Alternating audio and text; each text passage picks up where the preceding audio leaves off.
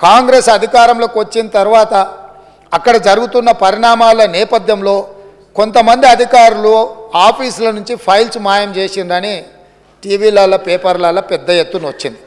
తక్షణమే ప్రభుత్వం తేరుకొని విజిలెన్స్ అండ్ ఎన్ఫోర్స్మెంట్ అధికారులను మీరు ఆ ఫైళ్ళు మాయమవిన ఏమి మాయమైనాయి, ఎవరు మాయం చేసిండ్రు, అదేవిధంగా మేడిగడ్డ అన్నారం ప్రాజెక్టులలో జరిగిన అవకతవకల మీద మీరు ఒక నివేదిక తయారు చేయండి అని చెప్పి ప్రభుత్వం ఆదేశాలు ఇవ్వడం జరిగింది.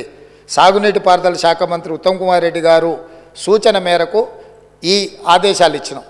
వాళ్ళు పూర్తి స్థాయిలో వీటన్నిటిని పరిశీలించి ప్రాథమికంగా ఒక నివేదిక ఇచ్చారు. అందులో తీసుకున్న నిర్ణయాలు కానీ, లోపభూయిష్టమైన నిర్మాణాలు కానీ, నిర్వహణలో జరిగిన నిర్లక్ష్యానికి సంబంధించిన చాలా విషయాలను వాళ్ళు నివేదిక ఇచ్చిండ్రు. ఆ నివేదిక నేపథ్యంలో ఇప్పటి వరకు చాలామందికి సభ్యులకు కానీ రాష్ట్ర ప్రజలకు కానీ అక్కడ ఏం జరిగిందో ఏమైందో సంపూర్ణమైన సమాచారం లేదు. ఈరోజు కొత్తగా ఎన్నికైన శాసనసభ్యులు సగానికి పైగా ఉన్నారు.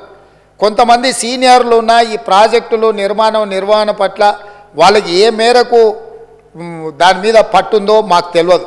అందుకే మేము ఒక మంచి ఆలోచన చేసి ఉప ముఖ్యమంత్రి గారు ఆ మంత్రిని శాసనసభ నియోజకవర్గం నుంచి ఎమ్మెల్యేగా ఎన్నికై ఈరోజు మంత్రిగా IT and industries legislative affairs మినిస్టర్గా ఉన్న దుద్దిల్ల శ్రీధర్ బాబు గారు మనల్ని అందరినీ అక్కడికి రాండి, మీరు అందరు చూడండి, అక్కడ ఏం జరిగిందో తెలుసుకోవాల్సిన బాధ్యత ప్రతి శాసనసభ్యుడు శాసనమండలి సభ్యుల మీద ఉన్నది.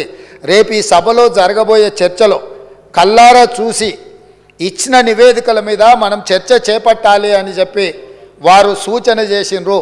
ఈరోజు మంత్రి గారు కూడా నిన్న అంతకంటే ముందు మొన్న ఇదే సభలో మంత్రి గారు కూడా అధికారికంగా లేఖలు రాసిండ్రు.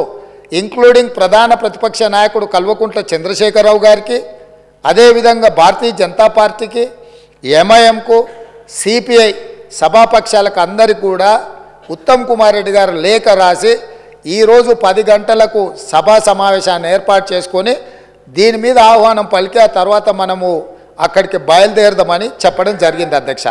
ఈ నేపథ్యంలో ఈరోజు మనమందరం మంతనికి వెళ్ళి మేడిగడ్డ బ్యారేజ్ను చూసి వాటి వివరాలన్నిటినీ తెలుసుకొని కల్లారా చూసి విజిలెన్స్ ఇచ్చే నివేదికను అక్కడ వాళ్ళు శాసనసభ్యులకు శాసనమండలి సభ్యులకు వివరించిన తర్వాత మంత్రులతో సహా అది చూసి వచ్చి రేపో ఎల్లుండో తమరి అనుమతితో సాగునీటి పారుదల శాఖ మంత్రి గారు శ్వేతపత్రాన్ని సభలో పెట్టబోతున్నారు, చర్చకు తీసుకురాబోతున్నారు.